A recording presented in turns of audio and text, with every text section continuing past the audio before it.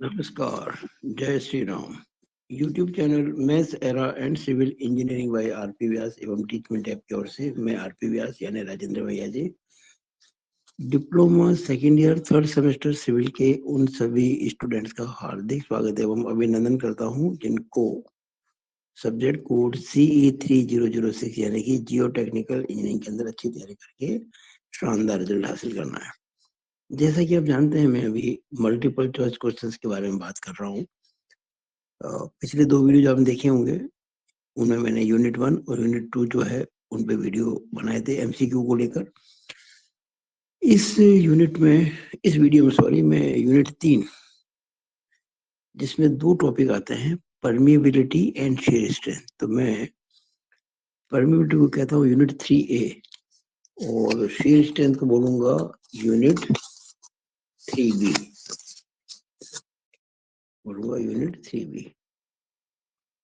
तो कुल मिलाकर मैंने आपके लिए परमिएबिलिटी में 16 और shear स्ट्रेंथ में 9 कुल 25 एमसीक्यू तैयार किए हैं। आशा करता हूँ कि अगले 20-25 मिनट के अंदर ये वीडियो पूरा हो जाएगा। एक बात बता दूं कि मैं ये जो वीडियो बनाता हूँ आप लोगों के लिए एमसीक्यू के, आप जो अपनी तैयारी करेंगे एमसीक्यू के हिसाब से आपका चैप्टर ऑटोमेटिकली तैयार होता चला जाएगा। यानी मैंने चैप्टर के हर बिंदु को कनेक्ट किया है, क्योंकि एमसीक्यू कहीं से बन सकता है। आपको चैप्टर की एक एक लाइन सिलेबस के हिसाब से समझनी पड़ेगी, तब जाएगा आप मल्टीपल चॉइस क्वेश्चन को अटेम्प्ट कर पाएंगे। तो आप हमारे एमसीक्यू को देखकर समझ पढ़कर नोट्स बनाकर ना केवल एमसीक्यू की तैयारी करेंगे बल्कि चैप्टर की भी तैयारी करेंगे। पहला क्वेश्चन, कुछ क्वेश्चन ऐसे होंगे, क्वेश्चन पढ़ते ही आपको आंसर दिख जाना चाहिए, 4 ऑप्शन देखने की जरूरत ही नहीं है। पहला, मिट्टी की पारगम्यता और पानी की क्षारता में संबंध होता है। The relationship between permeability of soil and viscosity of water is, यानी सॉइल की जो होती है परमेबिलिटी और जो पानी जो उसमें से फ्लो होता है उसकी जो विस्कोसिटी यानी कि क्षारता, उसमें संबंध क्या है। तो पहला लिखा समानुपाती, दूसरा व्युत्क्रमानुपाती यानी कि पहला प्रोपोर्शनल, दूसरा इनवर्सली प्रोपोर्शनल यानी कि तीसरा कह रहे बराबर, और चौथा इसमें कोई नहीं, इनमें से कोई नहीं। लिखना भूल गया, नन ऑफ द अबव। इसका आंसर आएगा व्युत्क्रमानुपाती। याद रखें आप, फैक्टर्स अफेक्टिंग परमेबिलिटी के अंदर ये बात आती है कि जितनी पानी की क्षारता अधिक होगी वो सॉइल के लिए परमेबिलिटी को कम करेगा। यानी कि विस्कोसिटी ज्यादा होने से परमेबिलिटी कम होती है और विस्कोसिटी कम होने से जो परमेबिलिटी ज्यादा होती है। तो इनवर्सली प्रोपोर्शनल है, व्युत्क्रमानुपाती होती है। याद रखें इस चीज को, इंपॉर्टेंट। दूसरा, ताप कम के बढ़ने से पारगम्यता। अभी जितना तापमान ज्यादा होगा उतना ही जल्दी से जल्दी फ्लो होगा, जितना तापमान कम होगा फ्लो मुश्किल से होगा। तो देखिएगा, ताप क्रम के बढ़ने से पारगम्यता यानी कि परमेबिलिटी बढ़ती है, घटती है, कोई असर नहीं होता और पता लगाना संभव नहीं। इसका अर्थ है बढ़ती है। इंक्रीजेस, टेम्परेचर के बढ़ने से परमेबिलिटी बढ़ती है। गर्म पानी जल्दी से फ्लो हो जाएगा सॉइल में से, ठंडा पानी मुश्किल से होगा। यानी कि उसके कंपैरिजन में, ऐसा नहीं होगा नहीं, लेकिन गर्म पानी को करेंगे तो फटाक से वो आर पार हो जाएगा। और ठंडा पानी जितना ज्यादा गर्म करेंगे उतनी परमेबिलिटी बढ़ेगी, तो बढ़ती है। यहाँ हम ये नहीं कह सकते कि डायरेक्टली प्रोपोर्शनल, ऐसा नहीं कह रहे हम, बढ़ती है। अब कैसे बढ़ती है, स्ट्रेट वे में बढ़ती है यानी कि लीनियर बढ़ती है कि पैराबोलिक, उसकी बात नहीं कर रहे हैं। अगर टेम्परेचर बढ़ेगा तो परमेबिलिटी बढ़ेगी। तीसरा, पारगम्यता की इकाई होती है यूनिट ऑफ परमेबिलिटी। यहाँ हम आपको बता दें कि जब बात चलती है परमेबिलिटी की, यानी कि वो होता है कोफिशिएंट ऑफ परमेबिलिटी के, उसकी यूनिट होती है वही जो वेलोसिटी की होती है, यानी कि सेंटीमीटर पर सेकेंड। यही सही है इसका ये आंसर। चौथा, कौन सी मृदा सबसे अधिक अपारगम्य है। विच soil is the most impervious. इसमें भी मृतिका होती है, क्ले होती है। क्ले में से पानी बहुत मुश्किल से पास होता है।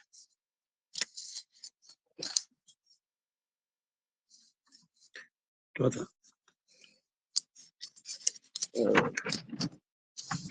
अच्छा इसमें क्वेश्चन 4 हो गया है, ये 5वां हम जिसको चौथा कह रहे हैं वो 5वां है, 5वां कह रहे हैं वो 6ठा है, 6ठा कह रहे हैं वो 7वां है, 7वां कह रहे हैं वो 8वां है, फिर 8वां कह रहे हैं वो 9वां है, 9वां कह रहे हैं वो 10वां है, 10वां कह रहे हैं वो 11वां है, 11वां कह रहे हैं वो 12वां है, जो 12वां करेंगे वो 13वां होगा, 13वें की जगह होगा 14वां, 14 जगह होगा 15वां, 15 होगा 16वां, होगा 17वां, तो कुल 17 हो गए, 17 ये है और 9 उसमें आए तो कुल 26 हो जाएंगे। चलो 5वां करते हैं। 5वां ये देखिएगा, किसमें पारगम्यता क्रमानुसार कम होती है। अब वो कुछ सीक्वेंस दे रखी है, ये जानना चाहते हैं कि परमिबिलिटी किस में क्रमानुसार घट रही है, यानी पहले ज्यादा परमिबिलिटी फिर कम इस प्रकार से। तो आप देखिएगा रेत में सबसे ज्यादा होती है परमिबिलिटी, उससे कम होती है सिल्ट में, सबसे कम होती है क्ले में। तो कहाँ ये रेत, साद, मृतिका, सैंड, सिल्ट, क्ले, ये आंसर है इसका, सी। अगला 6ठा क्वेश्चन, पारगम्यता और रिक्तता अनुपात में संबंध होता है। तो आप समझिएगा कि ये फॉर्मूले में आता है k is proportional to e square, यानी कि रिक्तता अनुपात का जो स्क्वायर करेंगे उसके प्रोपोर्शनल के की वैल्यू होती है, ये फॉर्मूले में आ जाता है, याद रखेंगे इसको। पारगम्यता का सिद्धांत किन्होंने बनाया, the principle of permeability is given by, तो बहुत सिंपल सा, डार्सी। डार्सी जो वैज्ञानिक था सॉइल में, उसी ने डार्सी का उसी बोला डार्सी का सिद्धांत ही बेसिक है किसके लिए, और परमेबिलिटी। तो डार्सी मृदा की पारगम्यता गुणांक यानी के मान का प्रयोग इसमें होता है। तो देखते ही पता पड़ रहा है कि रिसन जल की मात्रा निकालना, quantity of seepage water, soil में से पानी कितना सीप होता है, कितना रिसता है, उसको निकालने के लिए आपको कोएफिशिएंट ऑफ परमिबिलिटी काम में लेना होता है।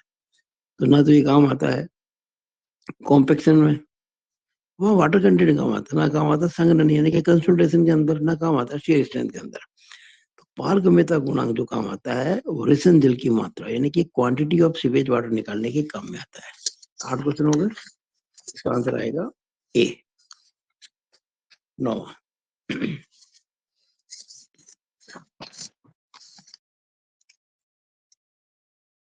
स्थिर शीर्ष पारगम्यता विधि किस प्रकार की मृदा के लिए उपयोगी है।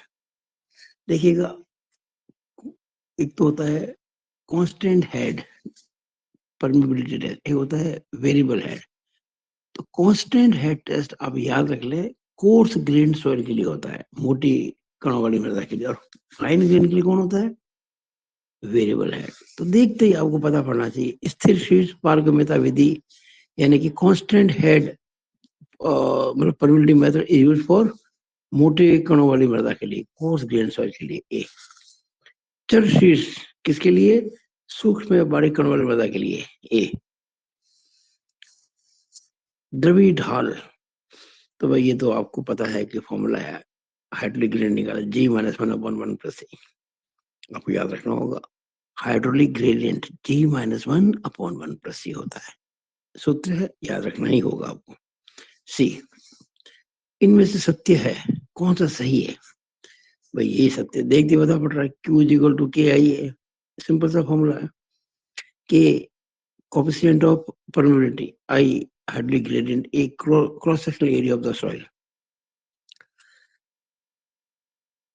इसकी यूनिट होती है सेंटीमीटर/सेकंड, ये कांस्टेंट, इसकी कोई यूनिट नहीं होती है, और ये होता है सेंटीमीटर स्क्वायर। तो सेंटीमीटर/सेकंड इंटू सेंटीमीटर स्क्वायर, तो सेंटीमीटर क्यूब/सेकंड जो होता है डिस्चार्ज, जो कि क्यू होता है। तो क्यू इसका KI है, इसका आंसर है, बाकी सब गलत है, ये तो बी आंसर होगा इसका।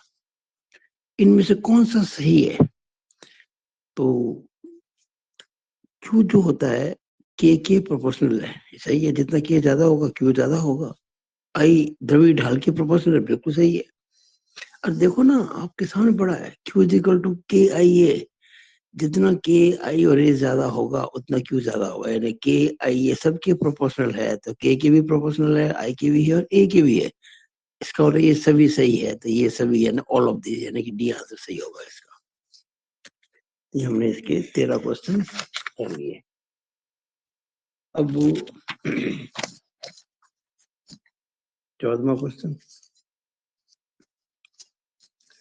पारगम्यता गुणांक ज्ञात करने की प्रयोगशाला विधि है। देखिए प्रयोगशाला में दो विधियां हैं, कांस्टेंट हेड भी होती है, वेरिएबल हेड भी होती है। तीसरा ऑप्शन क्या कह रहा है, ए एंड बी बोथ, तो दोनों सही है। कोई नहीं, ये तो नहीं हो सकता, दोनों विधियां हैं। तो ऐसा तो है नहीं कि केवल ये कांस्टेंट हेड ही है, ऐसा भी नहीं कि केवल वेरिएबल हेड है, दोनों मेथड सही है, यानी कि सी ऑप्शन सही है। तो क्या कहता है कि ए और बी दोनों सही हैं, सी आंसर आएगा इसका। इनमें से सत्य है विच इज ट्रू, एन होता है पोरोसिटी, तो भाई सत्य तो इसके अंदर यही है, q is proportional to n, जितनी पोरोसिटी ज्यादा होगी उतना डिस्चार्ज ज्यादा होगा। पोरोसिटी यानी कि सरंध्रता, मिट्टी में से पानी जितना इजीली बहेगा उतना ही उसका डिस्चार्ज ज्यादा होगा। ये कह रहा है कि उसके एन के प्रोपोर्शनल, ये इनवर्सली प्रोपोर्शनल, ये एन स्क्वायर के प्रोपोर्शनल, ये 1 अपॉन एन स्क्वायर के, यानी कि एन स्क्वायर के इनवर्सली प्रोपोर्शनल। तो इनवर्सली प्रोपोर्शनल तो ना तो एन के हो सकता है ना एन स्क्वायर के, और प्रोपोर्शनल जो एन और एन स्क्वायर में से जो एन है ये सही है। तो अब ध्यान रखिए, a discharge is proportional to porosity.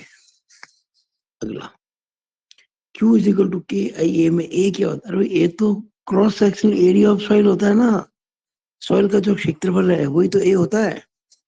तो मृदा का क्षेत्रफल, करेक्ट, यही आंसर है इसका, एरिया ऑफ सॉइल। ये वेरिएबल हेड टेस्ट के अंदर 2.3 AL upon 80 log H1 upon H2, H1 इसका इनिशियल हेड होता है, H2 होता है फाइनल हेड। इसमें कह रहा है स्मॉल ए क्या है, तो स्मॉल ए जो है, जो स्टैंड पाइप होता है ना, वेरिएबल हेड टेस्ट में होता है स्टैंड पाइप, उसका एरिया जो होता है वो ए होता है। तो देखिएगा स्टैंड पाइप का क्षेत्रफल यही सही है, ए। तो ये हमारे इसके कुल मिला के 17 क्वेश्चन हो गए। अब हम करेंगे कुछ सवाल इसके शीयर स्ट्रेंथ के। तो उसके पहले मैं वापस एक बार उन बच्चों के लिए सूचना दे दूं जिनको कोचिंग करनी होती है, जो कोचिंग के लिए भटकते हैं, हजारों रुपए खर्च करने के बाद भी उनको अच्छी कोचिंग नहीं मिलती है। मुझसे जिन्होंने कोचिंग नहीं भी की है, मेरे YouTube पर वीडियो देख देख कर जो लड़के A+ ग्रेड ले गया था स्टूडेंट्स, लड़के लड़कियां, मेरे पास सैकड़ों मैसेज हैं, सर आपके मैं वीडियो देख देख कर YouTube पर हमने मैथ्स फर्स्ट के अंदर ये ग्रेड हासिल की, मैथ्स सेकंड में ग्रेड हासिल की। कई बच्चे हैं, सैकड़ों बच्चे हैं राजस्थान के अंदर। तो मैं सोचा क्यों नहीं हम अच्छा ऐसा काम करें, बच्चों को उससे भी अच्छी चीज दें, सिस्टमेटिक वे के अंदर। MCQ अभी आप जो देख रहे हो इससे भी सुपीरियर और बनाएंगे हम। 3 मार्क्स क्वेश्चन, 8 मार्क क्वेश्चन, सबसे ज्यादा से ज्यादा जो क्वेश्चन बन सकते हैं वो सभी बेसिक को पहले पढ़ाना बेसिक चीजें, उसके बाद क्वेश्चन, सिलेक्टेड क्वेश्चन आए। तो अगर आप 4 सेमेस्टर में रेगुलरली पढ़ना चाहे 3 subject, 4001 hydraulics, 4002 advance surveying, 4003 torques service structure, तो 3 सब्जेक्ट की जो ऑनलाइन फीस है मात्र 1999, यानी 2000 रुपए। अगर आपके 2001 और 2005 दोनों मैकेनिक्स और मैथ्स साइड में बैक है, और ये दोनों पढ़ना चाहते हैं, केवल ये नहीं पढ़ना चाहते पर ये पढ़ना चाहते हैं, इसकी फीस है 1499, यानी ये फीस 2000 है, ये 1500। लेकिन अगर ये पांचों पढ़ना चाहते हैं, पांचों, तो ये इसकी फीस आपको केवल 2999, यानी कि 3000, आपको 500 को फायदा। और मैकेनिकल ब्रांच के स्टूडेंट अगर आपके संपर्क में सिविल वालों के, और कोई मैकेनिकल ब्रांच के गलती से ये वीडियो देख रहा है, तो उसके लिए एक सब्जेक्ट है सोम, स्ट्रेंथ ऑफ मटेरियल्स, बहुत इंपॉर्टेंट सब्जेक्ट, कई बच्चों के, आधे ज्यादा बच्चों की बैग आती है। उसकी फीस मात्र 999 रुपए, और जो हम बताएंगे वो आपको 5000 में भी कहीं से नहीं मिलेगा। अगर मैकेनिकल ब्रांच का स्टूडेंट 4002 के साथ साथ में ये 2 सब्जेक्ट की कोचिंग लेना चाहता है, मैकेनिक्स और मैथ्स की, तो 1999। अब देखिएगा कितने कम के अंदर हम ये काम करवा रहे हैं। ये ऑनलाइन बैचेस के लिए है और ये सभी मुझे, ये जो हमारा नंबर है 9521663064, इस पे गूगल पे या फोन पे करके मुझे इन्फॉर्म करते हैं, मेरे नंबर पर व्हाट्सएप करके, तो फिर मैं उनको ऑनलाइन जोड़ दूंगा अपने ऐप से। ऐप है ट्यूशन, टीचमेंट ट्यूशन ऐप। मैं वीडियो मेरे सारे रिकॉर्डेड होते हैं पहले से, उन रिकॉर्डेड वीडियोस की क्लास होती है और उन रिकॉर्डेड वीडियो को स्टूडेंट जब चाहे अपने घर में अपने सुविधा के हिसाब से देख सकते हैं, दिन में, दोपहर में, रात, जब चाहे तब, 2 बार 3 बार, एग्जाम तक वो फ्री है। और कोई भी समस्या हो उसको सॉल्व किया जा सकता है व्हाट्सएप के माध्यम से। व्हाट्सएप ग्रुप बनेगा उसके माध्यम से, और एग्जाम के पहले तक हम मुझसे जुड़े रहते हैं। निसंदेह A+ ग्रेड हासिल करेंगे बच्चे अगर मुझसे ऑनलाइन कोचिंग लेंगे, मेरे निर्देशानुसार पढ़ाई करेंगे तो। अब जो मैं जोधपुर से हूँ और जोधपुर के कई बच्चे अगर इस वीडियो को देख रहे हैं, वो हमसे कोचिंग करना चाहते हैं, तो वैसे तो ऑफलाइन की सुविधा मैं देता हूँ, लेकिन सजेस्ट करूंगा ऑफलाइन ना पढ़े बच्चे, ऑनलाइन प्लस ऑफलाइन पढ़े। ऑनलाइन तो आपको पूरी फैसिलिटी वो मिल ही रही जो यहाँ मिल रही है। ऑफलाइन में क्या है कि मैं, देखिए, अगर बच्चा 7 दिन पढ़ता है लगातार, 5 मतलब 6 दिन वीक संडे छोड़ के, तो जितनी फीस लगती है कोचिंग की उससे दुगनी फीस लग जाएगी। किसकी? व्हीकल की, पेट्रोल की, थकान होगी वो अलग से। तो हमने, जैसे मान लीजिए ये 5 सब्जेक्ट पढ़ रहा है, 3 तो फोर्थ सेम के, 2 सेकंड सेम के बैक वाले, ये फीस है 3000। तो उसमें आप 5 सब्जेक्ट में पर सब्जेक्ट 500 जोड़ दीजिए, यानी 2500 और हो जाएंगे। तो 5,500 के अंदर, अब 5,500 के अंदर उसको, किसी भी स्टूडेंट को ऑनलाइन साथ में ऑफलाइन का आनंद मिल जाएगा। आप सोचिए 5,500 में 5 सब्जेक्ट, ऑफलाइन की सुविधा, रोजाना नहीं, ऑनलाइन पढ़ाई की जाएगी। सप्ताह में 1 दिन मिनिमम मैं बुलाऊंगा और उसमें 2-3 घंटे की क्लास देगा ना, 2-3 आवर्स, जब भी बुलाएंगे 2-3 घंटे के लिए बुलाएंगे, सारी समस्याएं सॉल्व। इससे अच्छी सुविधा कहीं नहीं मिल सकती, कहीं भी नहीं मिल सकती जोधपुर के स्टूडेंट्स को हम जो दे रहे हैं। अगर केवल ये 3 सब्जेक्ट पढ़ते हैं, टॉस, हाइड्रोलिक्स और एडवांस सर्विंग, तो 2000 और 1500, मात्र 3,500, 3,500 में 3 सब्जेक्ट। तो यूं करके सारी, यानी वही फीसेज है ऑनलाइन वाली, बस इसमें पर सब्जेक्ट 500 रुपए ऐड हो जाएंगे ऑफलाइन अगर पढ़ते हैं सप्ताह में 1 दिन तो आशा करते हैं कि अगर कोई आप लोग कोचिंग करना चाहते हैं, मैं ये नहीं कहता कि कोचिंग कीजिए, मेरे वीडियोस आपको मिलते रहेंगे, यूट्यूब पर मेरे वीडियोस आते ही रहेंगे, फ्यूचर में आते रहेंगे, और उनसे भी आप अच्छे अंक प्राप्त कर सकते हो, होशियार बच्चे। लेकिन अगर जुड़ते हैं आप मुझसे ऑनलाइन कोचिंग से, तो फिर वो शानदार होगा। वो हम आपको शब्दों में नहीं बता सकते कितना अच्छा होगा। ठीक है, आगे चलते हैं। शीर स्ट्रेंथ ऑफ सॉइल, संसंजनहीन मृदा में अपूर्ण सामर्थ्य का कारण है। संसंजनहीन कोहेशनलेस सॉइल जो होती है, उसमें आंतरिक घर्षण से ही होता है, इंटरनल फ्रिक्शन से होती है, ध्यान रखें। ए, और संसंजनशील यानी कि कोहेसिव सॉइल, या उसको सुगट्टी भी कहते हैं, तो उसमें जो होती है अपरूपण सामर्थ्य यानी कि शीर स्ट्रेंथ, उसके कारण होता है चिपकाव या संसंजन। जो सॉइल है कोहेसिव, तो कोहेशन के कारण होगा, उसका चिपका भी होगा ना, तो ड्यू टू कोहेशन, इसका आंसर आएगा बी। तीसरा, मृदा कणों के बीच आकर्षण बल जो उन्हें बांधे रखता है, तो इसका आंसर आप ध्यान रखिएगा, संसंजन। कोहेशन ही वो कारण है जो मृदा कणों के बीच में आकर्षण बल उत्पन्न करता है उनको बांधने के लिए, कोहेशन, ध्यान रखिएगा। न तो कॉम्पेक्शन होता है, न कंसोलिडेशन होता है, न फ्रिक्शन होता है, कोहेशन ही होता है। चौथा, अपरूपण सामर्थ्य का कौन सा परीक्षण सर्वाधिक आसान और प्रचलित है? बॉक्स शियर टेस्ट, यानी कि प्रत्यक्ष अपरूपण परीक्षण, डायरेक्ट शियर टेस्ट। वैसे तो कई सारे टेस्ट होते हैं, ट्राई एक्सिल भी होता है, वेन भी होता है, और भी होते हैं, अनकन्फाइंड भी टेस्ट होते हैं, अनकन्फाइंड कंप्रेशन। लेकिन आपके कोर्स की अगर बात करें ध्यान से, तो ये इससे ज्यादा प्रैक्टिकेबल कोई नहीं है। तो सबसे मोस्टली आज भी लैब में इसी को काम में लेते हैं, इसको काम में लेते हैं। डायरेक्ट शीयर टेस्ट कहते हैं इसको, बॉक्स शीयर टेस्ट भी इसको कहते हैं। अगला क्वेश्चन देखिएगा, 5वां। हमने स्ट्रेंथ के लिए अब तक 4 क्वेश्चन लिए ना। मृदा की अपरूपण सामर्थ्य ज्ञात करने की विधि है।